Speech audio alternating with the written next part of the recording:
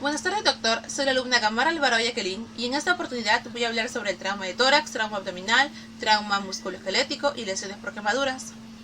El trauma de tórax puede ser el resultado de dos mecanismos de lesión, el mecanismo contuso y el mecanismo penetrante.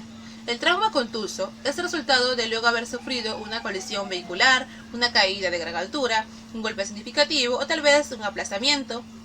El trauma penetrante es el resultado de las heridas por arma de fuego, por lesiones de objetos cortopunzantes, por lesiones también de objetos incrustados. Y el manejo definitivo de las lesiones que involucran la cavidad torácica no requieren de una toracotomía. De hecho, solo el 15 al 20% las necesitan. Los otros 85% restantes se pueden tratar bien mediante intervenciones sencillas, como es el uso suplementario de oxígeno, el soporte ventilatorio adecuado y el uso correcto de analgesia. Por otra parte, tenemos que estar comprometidos con el estudio amplio y profundo de los aspectos anatómicos y fisiológicos, ya que a través de ellos nuestro nivel de sospecha puede aumentar muchísimo y sabremos qué le está ocurriendo al organismo, dependiendo a la lesión que nos enfrentemos. Tensión es un diagnóstico clínico que refleja aire bajo presión en el espacio pleural afectado. Ocurre cuando el aire se filtra por una válvula unidireccional y el aire forzado al espacio pleural sin tener vía de escape y así termina colapsando el pulmón. ¿Qué debemos hacer? Debemos realizarle una descompresión inmediata y puede ser tratado inicialmente insertando un catéter grueso sobre una aguja en el espacio pleural y en caso de que no sea efectiva, debemos hacer una descompresión digital. El neumotórax abierto se produce cuando el aire se acumula entre la pared torácica y el pulmón, como consecuencia de una herida torácica abierta u otro defecto físico. Cuanto más grande es la abertura, mayor es el grado del colapso pulmonar y la dificultad para respirar. ¿Qué debo hacer? El parche 3 vías, ya que permite generar una válvula de salida del aire y evitar su entrada. Otro también se puede usar es el tubo de tórax. Se define como la acumulación rápida de un tercio de la volemia en la cavidad torácica. Suele ser causado por una herida penetrante que lesiona los vasos sistémicos ciliares. En este caso debemos buscar venas planas en el cuello por hipovolemia o distendida si hay un neumotórax a tensión. Se considera triada a la presencia de shock más la ausencia de ruidos respiratorios más la matidez a la percusión en un hemitórax. ¿Qué debo hacer? Debemos hacer la restitución de la volemia más la descompresión de la cavidad torácica y por vías de grueso calibre se hace una infusión de crisaloides y se inicia la transfusión de sangre. El taponamiento cardíaco es la comprensión del corazón por una acumulación de líquido en el saco pericárdico. ¿Qué debo hacer? El fax ascendido. Si hay entrenamiento y certificación previa, de ser positivo, pasar al paciente a toracotomía urgente. 2. Estabilizar al paciente y en casos extremos realizar pericardiocentesis terapéutica guiada por electrocardiograma o ecografía. Un traumatismo abdominal es una lesión grave en el abdomen, bien sea por golpes contusos o por heridas penetrantes. El traumatismo abdominal es una causa frecuente de discapacidad y mortalidad significativa. Debido a potenciales de heridas anatómicas y funcionales de las vísceras y tejidos blandos abdominales, incluyendo el hígado, el intestino, médula espinal o grandes vasos sanguíneos, las lesiones abdominales son unas urgencias médicas que, si no son tratadas rápida y adecuadamente, pueden dar como resultado la muerte.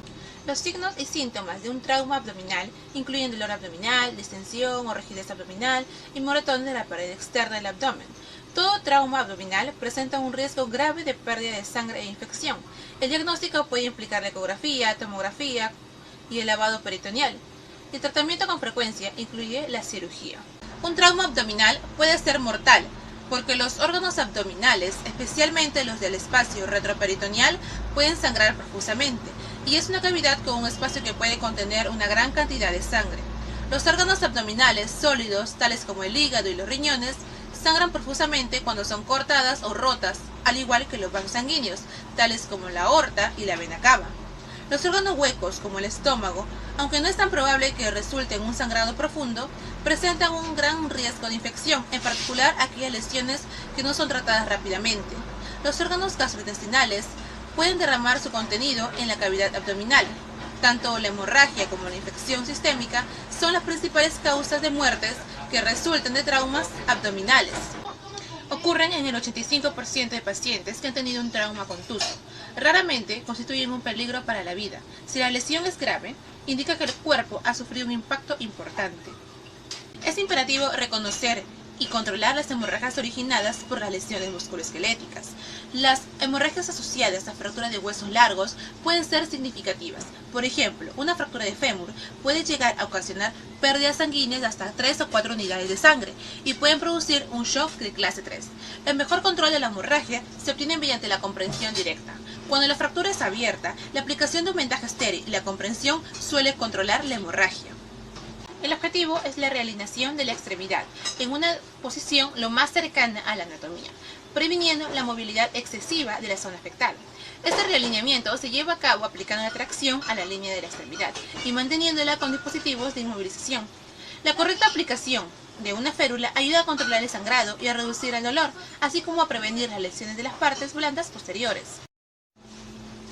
Las luxaciones habitualmente requieren de inmovilización en la posición que fueron encontradas. Si la reducción cerrada ha sido exitosa, la inmovilización en una posición anatómica se puede obtener mediante las férulas prefabricadas, almohadas o yesos. El examen radiológico de la mayoría de las lesiones esqueléticas forma parte de la evaluación secundaria. Las radiografías solicitadas dependen de los hallazgos clínicos y el mecanismo de la lesión. Las quemaduras se pueden clasificar según el agente causal, según la profundidad de la misma, según la extensión y según otra serie de factores como puede ser la edad, la localización, los antecedentes patológicos del paciente. Cuando nos acercamos al paciente con una quemadura, sobre todo tenemos que identificar de forma rápida las lesiones que puedan comprometer la vida del paciente. También hacemos una exploración primaria. Al acercarnos, lo primero que tenemos que hacer es asegurar el escenario donde vamos a trabajar. Luego aseguramos una vía aérea, ponemos oxígeno al 40% para que pueda competir con el monóxido de carbono. Y si sospechamos que hay alguna lesión a nivel de la vía aérea, bien porque haya quemaduras faciales, porque hay una pérdida del vello tanto a nivel de las cejas como a nivel nasal, que exista un estripor, una ronquera o una disminución del nivel de la conciencia, procederemos a una secuencia rápida de intubación orotraqueal. Para inmovilizar lo que es el tubo endotraqueal, usamos la cinta umbilical o bien el tubo del sistema de suero para evitar que haya más lesiones a nivel facial. Canalizaremos una vía intravenosa, tomamos constante la canalización de la vía intravenosa y se debe hacer con un grueso calibre. En caso de que haya más del 20% de la superficie quemada, lo ideal es canalizar 2 vías. En caso de que no podamos canalizar una vía periférica, al canalizar una vía intraósea, lo ideal es sobre el tejido sano, pero si eso no puede ocurrir, entonces procederemos a la valoración neurológica del paciente, tanto con la inhalación de tóxicos como por lesiones traumáticas que pueden haber asociadas, y procederemos luego a la exposición del paciente, intentando controlar la temperatura ambiente. Le quitamos la ropa, todos los objetos que puedan comprimir al paciente, y una vez realizada la exploración primaria, pasaríamos a la exploración secundaria, donde hacemos una anamnesis detallada del paciente, donde hacemos también una exploración física desde la cabeza hasta los pies, y luego también lo que es la valoración más despacio del paciente, y también se hace una anamnesis donde podemos ver las alergias del paciente, antecedentes personales, localización y todo lo demás ya se puede ver dentro del hospital. Gracias.